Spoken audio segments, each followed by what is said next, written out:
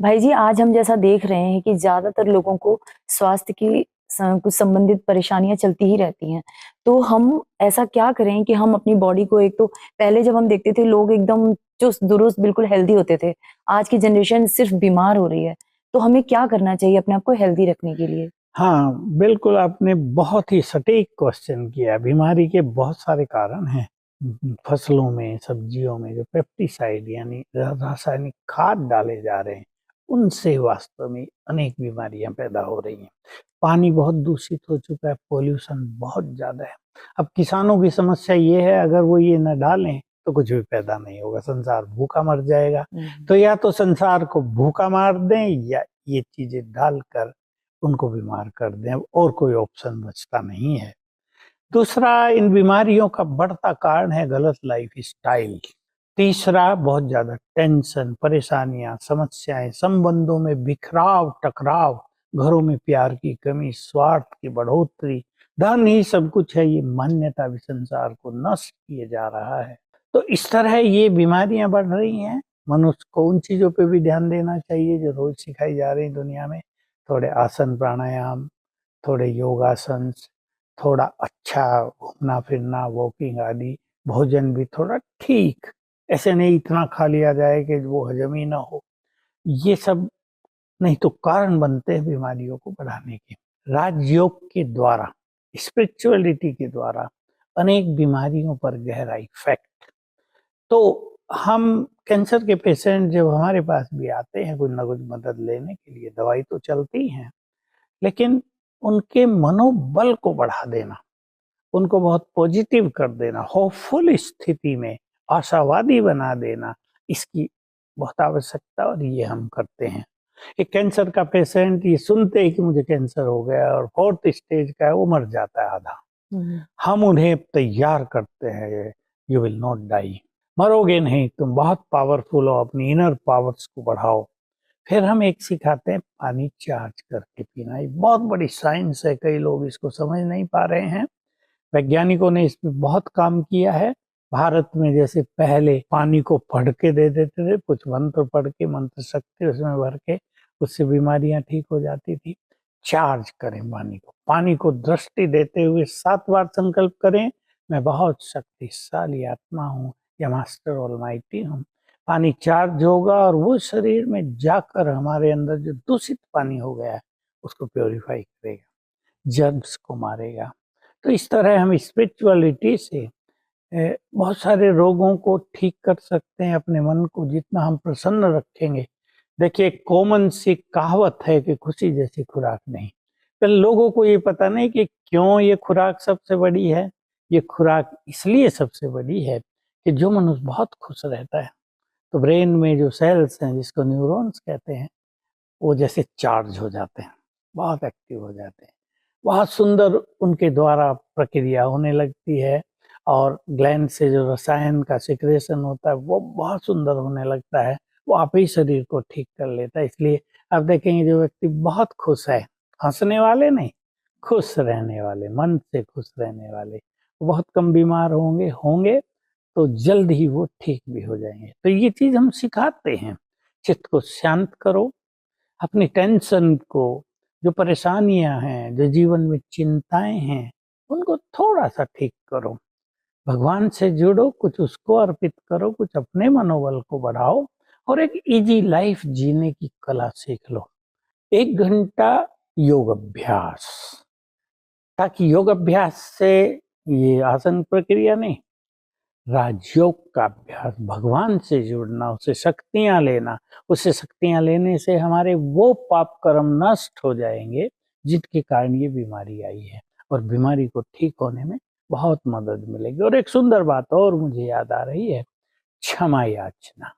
क्षमा याचना कराने से जो बैड एनर्जी हजारों साल से हमारी ओर आ रही है, वो कट ऑफ हो जाती है। हमें बहुत अच्छे अनुभव होते हैं, दवाइयाँ काम करने लगती हैं, और हम जल्दी ठीक हो जाते हैं। ऐसी कई चीज़ें हम बीमारियों पर कराते हैं। मैं इस प्रश्न के उत्तर के अंत में एक बात और कह दूं, रात को सोते समय हमारा सबकॉन्शियस माइंड फिर से एक्टिव हो जाता है, जग जाता है, और रात के समय हमारे सबकॉन्शियस माइंड में मैक्सिमम हीलिंग एनर्जी रहती है, यानी अत्यधिक रोग निरोधक शक्ति। अगर हम सोते समय 5-7 बार संकल्प कर दें, मैं इस रोग से मुक्त हो गया हूँ, हो गई हूँ, मेरा बीपी नॉर्मल हो गया है, मेरा कैंसर समाप्त हो गया है, मेरे घुटने दर्द ठीक हो गई, ये पॉजिटिव लैंग्वेज 5-7 बार करके सो जाएं तो बहुत बड़ा बल मिलता है बीमारियों को ठीक करने में। भाई जी, आजकल जैसे इतना टेंशन है, खुशी गायब हो गई है लोगों के जीवन से। हम ऐसा क्या करें कि फिर से हमारे जीवन में खुशी भर जाए, हम खुशियों से हमारा जीवन एकदम हर्षोल्लास से भरा रहे? ये सच है, बहुत लोगों के चेहरों पर खुशी नजर नहीं आती, अनेकों के चेहरे लटके हुए दिखाई देते हैं। कोई ना कोई बोझ, कोई ना कोई टेंशन, कोई ना कोई प्रेशर दिमाग पे लिए हुए लोग घूमते रहते हैं। काम करते हैं तो इससे क्या होता है, उनकी एफिशिएंसी तो आधी रह जाती है ना। ब्रेन पे एक दबाव है, फिर आप कंप्यूटर पे काम कर रहे, गलतियां कहीं होंगी और कई चीजें हो जाती हैं, उसमें भारीपन हो जाता है। अगर हमारे अंदर ईर्ष्या द्वेष है, नफरत भाव है, बदले का भाव है, तो हम खुश कैसे रहेंगे? जो कुछ हम दूसरों को देते हैं वही तो रिटर्न होकर हमारे पास आ जाता है। तो खुशी बांटते चलो, आप खुशी के भंडार बन जाओगे। भाई जी, आज जीवन में ज्यादातर हम देखते हैं लोग बहुत अकेलापन महसूस करते हैं। सब कुछ होते हुए भी अकेला महसूस होता है, तो वो फोन में लगे रहते हैं या कहीं अलग ही दुनिया है। अकेलेपन से कैसे मुक्त हुआ जाए? हाँ, ये फोन की जो परंपरा है ये इसलिए भी ज्यादा बढ़ रही है कि लोनली फीलिंग युवकों को बहुत ज्यादा है, लेकिन इससे उनकी बुद्धि भ्रमित होती है, एकाग्रता नष्ट होती है, और जो स्टूडेंट हैं पढ़ाई से उनका ध्यान बिल्कुल भटक जाता है। एक दादी के घर में उसके पोतरे आए बहुत साल के बाद, दादी तो आह्वान कर रही थी, बेचारी इंतजार कर रही थी, बच्चे आएंगे, उनसे खेले कूदेंगे, मन बहलेगा, हम उन्हें प्यार देंगे। अब बच्चे तो आते ही फोन पे बैठे हैं और खाने का टाइम हुआ तो कहा हम तो होटल में खाना खाने जा रहे। दादी बेचारी देखती रह गई। ये आज की परंपरा है, ये गलत लाइफ स्टाइल, ये डिप्रेशन की शुरुआत है, लोनली फीलिंग। इसलिए स्पिरिचुअलिटी का मार्ग अपनाकर, ईश्वरीय ज्ञान लेकर और राजयोग के अभ्यास से हम इस लोनली फीलिंग से मुक्त हो सकते हैं। होना तो अवश्य है, नहीं तो हमारी ये युवा पीढ़ी जो है पर 2-4-5 साल में इस संसार से अनेक लोग डिप्रेशन के शिकार हो जाएंगे, डर के शिकार हो जाएंगे। इसलिए हमें अब स्पिरिचुअलिटी की ओर बढ़ना चाहिए, अपने को पहचान लेना चाहिए, भगवान को पहचान कर उससे जुड़ना चाहिए, अपने परम पिता को तो पहचानो, हम देव कुल की पुण्य आत्मा है, इस सत्य को तो पहचानो, तो आपकी ये सभी चीजें सहज रूप से दूर हो जाएंगी। भाई जी, बस मेरा ये एक आखिरी सवाल आपसे। आपने बोला कि सब लोगों को स्पिरिचुअलिटी से जुड़ना चाहिए।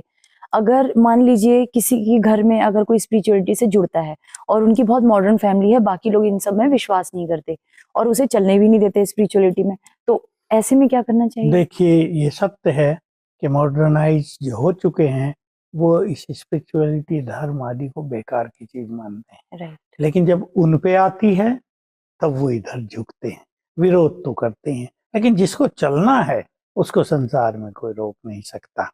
ये लाखों के अनुभव हैं। आप देखिए, किसी लड़के का किसी लड़की से प्यार हो जाए, वो सुनते हैं क्या माँ बाप की? जब बुरे काम करने में मनुष्य किसी की नहीं सुनता, तो एक महान कार्य करने के लिए उसे क्यों सुनना चाहिए? तो मैं तो ये कहूंगा, spirituality is the only path.